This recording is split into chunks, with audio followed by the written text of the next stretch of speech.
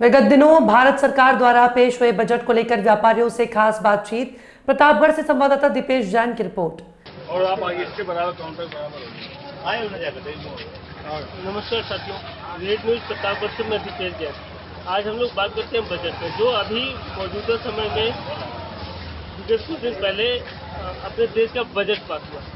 आज हम प्रतापगढ़ पंजाबी मार्केट में उपस्थित हैं और यहाँ पे बजट पे बात करेंगे यहाँ के व्यापारियों से।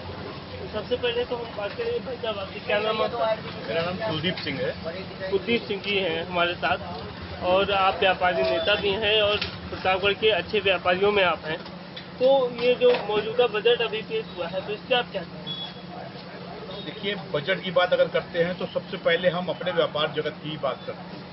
व्यापार जगत के लिए मोदी जी ने कुछ भी ऐसा नहीं दिया, सीतारमण जी ने जैसे सोच ही नहीं रखा कि व्यापारियों को भी कुछ देना चाहिए।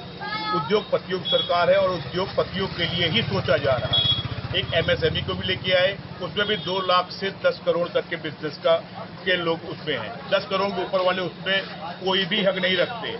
अब बताइए कि क्या ऐसे कानून होने चाहिए जो उद्योगपतियों के लिए कुछ हो और छोटे व्यापारियों के लिए कुछ?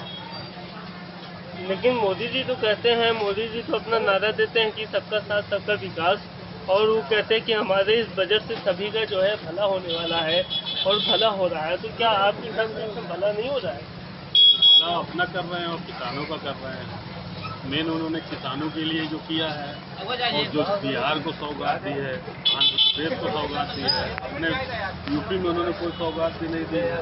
व्यापारी परेशान है, ऑनलाइन का बिजनेस वो बंद नहीं करा रहे हैं, व्यापारी पीसा जा रहा है, जीएसटी उनको बढ़ा देते हैं, करदाता सबसे ज़्यादा व्यापारी है, लेकिन व्यापारियों को उनका बिल्कुल ध्यान नहीं। वो तो कहते हैं कि हमारे देश का व्यापार भाजपा की सरकार आने के बाद से हमारे देश का व्यापार काफी अच्छा हुआ है और व्यापारी बड़े खुश हैं। ऐसा क्या है? व्यापारी खुश होते तो क्या इस तरह से होते? और बजट की बात आपसे मैं फिर से कहूँगा, सबका साथ सबका विकास ये नारा पहले 5 साल के लिए था। अब होता है कि हमारा उद्योगपतियों के साथ उन्हीं का विकास। इस वक्त हम सख्त खिलाफत में हैं क्योंकि हम छोटे व्यापारी और मध्यम वर्गीय को किसी भी तरीके से कोई भी सहयोग नहीं मिल रहा। मध्यम वर्गीय के ऊपर केवल टैक्स का बोझ लादा जा रहा है और टैक्स ही टैक्स लिया जा रहा है। मध्यम वर्गीय के लिए ना कहीं नौकरी है, ना कोई बिजनेस है, ना कुछ है। किसी भी तरीके से आगे बढ़ने का मौका नहीं दिया जा रहा। नहीं, वो तो सारे देश को एकदम डिजिटल कर रहे हैं और डिजिटलाइजेशन पे पूरा जोर दे रहे हैं, चीज़ें ऑनलाइन कर रहे हैं। इससे अच्छा है ऑनलाइन। देखिए, डिजिटल कर रही है तो बहुत अच्छी वो है, लेकिन व्यापार को ऑनलाइन करने से जो व्यापारी हैं उनके ऊपर क्या बीत रही है ये सोचा है कभी ये इस पर भी विचार करें? कभी आके सड़कों पर देखें कि व्यापार जगत में क्या हाल चल रहा है। भाई, ऑनलाइन आप बिजनेस को बढ़ावा दे रहे हैं, ऑनलाइन में क्या ग्राहकों को सही सामान, सही गुणवत्ता सही तरीके से मिल रहा है? बहुत सोचने की व्यवस्था है, बहुत सोचने समझने के बाद वो कीजिए, उसके बाद ऑनलाइन पे आप ध्यान दीजिए तो हमें भी अच्छा लगे। मोदी जी तो कह रहे हैं कि हम ऑनलाइन करने के बाद हमारे जो छोटे व्यवसाय थे वो आज अच्छे इनकम के साथ आगे बढ़ रहे हैं। छोटी सी बात, मोदी जी का नारा था हम गरीबी हटाएंगे। छोटे व्यापारियों का जो ऑनलाइन को बढ़ावा देने का कहते नहीं, अब हम गरीब हटाएंगे। अब आप इस बात से समझ सकते हैं छोटे व्यापारियों का क्या हाल है। गरीबी हटाएंगे कि गरीब हटाएंगे, आप इस चीज़ से अंदाजा लगा सकते हैं।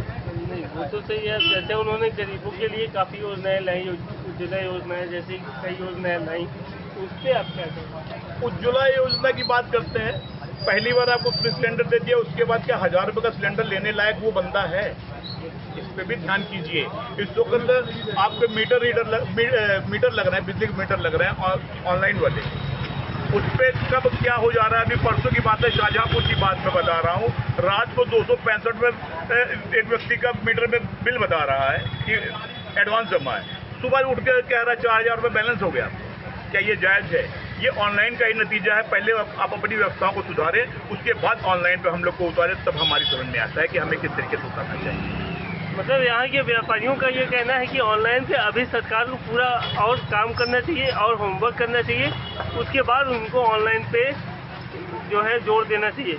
कि जैसे ऑनलाइन मीटर लगा रहे हैं, ऑनलाइन मार्केटिंग कर रहे हैं, इससे छोटे व्यापारी का बड़ा नुकसान हो रहा है। जो ऑफलाइन मार्केटिंग करते हैं, जो मार्केट में दुकानें खोल के बैठे हैं, उनको बड़ा नुकसान हो रहा है। और सबसे बड़ी बात कि प्रेजेंट टाइम जो अभी हाल ही में पेश हुआ है बजट यहाँ अपने भारत का, अपने देश का, उस बजट से यहाँ के व्यापारी नाखुश हैं। हम यहाँ और लोगों से जानेंगे, भैया ये इस बजट से आप क्या कहेंगे? बताओ सर। चलिए ठीक है। और इस बजट से यहाँ के व्यापारी काफ़ी नाखुश नज़र आ रहे हैं और ऑनलाइन सिस्टम से भी व्यापारी यहाँ का बहुत ही नाखुश नज़र आ रहा है। प्रतापगढ़ रेड न्यूज़ से दिपेश है। ये बताएं कि अभी जैसे उत्तर प्रदेश गवर्नमेंट ने एक नियम लागू किया है कि सावन महीने में श्रावण यात्रा में आने वाली जितने भी छोटे बड़े दुकानदार हैं, वो सब अपना दुकान पे अपने नेम प्लेट लगा के रखें। इससे आपका क्या विचार? ये नियम आज से पहले तो कभी नहीं बने, तो ये तो हमारे और आपके बीच केवल अलगाववाद फैलाने के अलावा मुझे कोई और चीज नहीं दिखाई देती। ये केवल और केवल हिंदू मुस्लिम की राजनीति कर अपना वोट बैंक बढ़ाना और इस तरीके से राजनीति करना बहुत ही गलत बात है। देखिए, हम अभी तक हिंदू मुस्लिम सिख ईसाई आपस में सब भाई भाई के नारे से चलते चले आ रहे हैं। आज हमारी आज़ादी को इतने सालों बाद भी हम लोग सब एकता से परिपूर्ण हर तरीके से अपने त्यौहार मनाते आए हैं, लेकिन इनकी जो रणनीतियां हैं उनके हिसाब से हम लोग को अलगाव और दूरियां पैदा करने वाली हैं। मैं इस चीज़ के बिल्कुल खिलाफ हूं और इस तरीके से कोई भी बात नहीं होनी चाहिए कि जिसमें हमारे और आपके भाईचारे में कोई भी दूरियां पैदा हो। लेकिन आखिर ऐसी वजह क्या हो गई कि जो है उनको ये सारी चीज़ें ऐसा नियम लागू करना पड़ा? कहीं सोच की बात है और कहीं कुछ, देखिए मुसलमानों में भी कुछ बातें उठी कि हम खाने को फूक कर खिलाते हैं, हम क्या करते हैं, कुछ उन लोगों ने भी कहीं अपनी इस बात पे मोहर लगाई। इस वजह से इस बात को उठाया जा रहा है। देखिए, कहीं ना कहीं अगर ये सब बातें उठती हैं तो कांवड़ यात्रा कुछ ऐसी यात्रा होती है जिसमें अपने आप को साफ और स्वच्छ तरीके से ले जाया जाना होता है, लेकिन अगर थूक कर या जूठा करके किसी को खिलाएंगे तो वो जूठा हो जाता है। इन सब चीज़ों को मद्देनजर योगी जी ने ये शर्त निकाली जरूर, लेकिन कोई भी अपने व्यापार के साथ खिलवाड़ नहीं करता। मैं नहीं कहता कि उन होटलों में भी ऐसा होता होगा। इसलिए हर व्यक्ति को अलगाववाद और ऐसी बातों, भ्रामक बातों से दूर रहना चाहिए और आपसी सौहार्द और आपसी एकता बनाए रखनी चाहिए। लेकिन जो सोशल मीडिया पर वीडियोस देखे जाते हैं कि जो है सामानों पे कुछ जैसे अराजक लोग शूट करके या उसको अपने मुंह से जूठा कर करके मार्केट में बेचते हैं, ऐसा क्या है?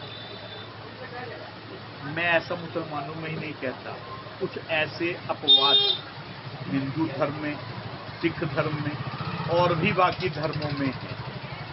इन अपवादों को अगर लेके चलेंगे तो बहुत कुछ देखने को मिलेगा। हर व्यक्ति से एक दूसरे से दूरी बनती चली जाएगी। अपवादों को दूर रखें और आपसी एकता को मिलाकर चलें।